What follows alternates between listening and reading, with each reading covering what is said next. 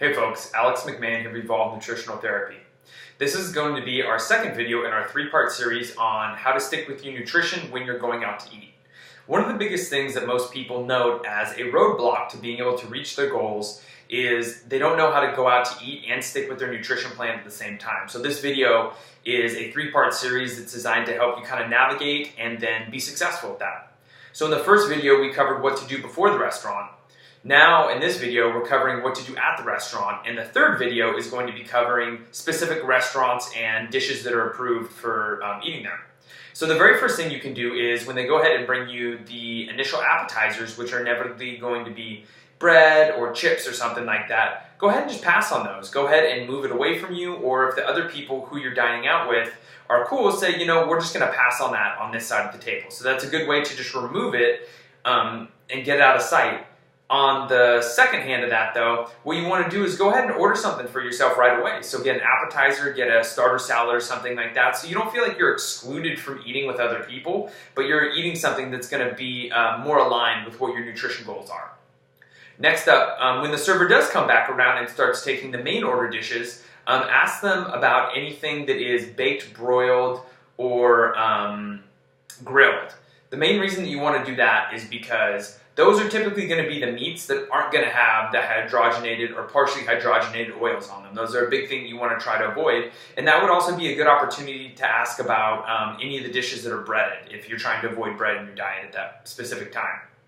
Also, on the home front of that, when the server comes around and you do have her ear and you're chatting with her, let her know that you're going to be making some modifications to a few of the dishes and that you're more than willing to pay for that. One of the big things is that when you make a specific request at a restaurant, one of the main points of friction between servers and people who have specific dietary needs is they are making that server work harder without actually compensating them.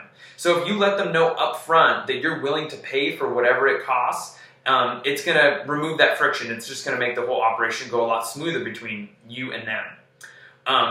Also, pick a few potential dishes that you could order. If you go in there and you only have one idea of what you're going to eat and it turns out that it has an ingredient that you're trying to avoid, then you're going to kind of have to make up something on the fly. Whereas if you have a few potential dishes and it turns out that, you know, two of them don't work but one of them does, you're good to go.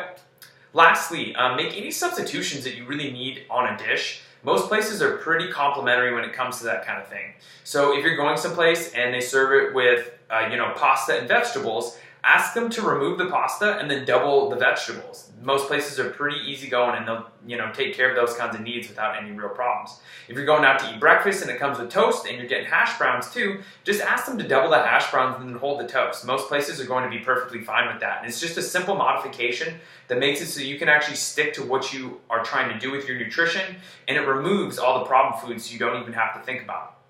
As always, if you'd like, you can connect with me on Instagram at Evolve Nutritional Therapy.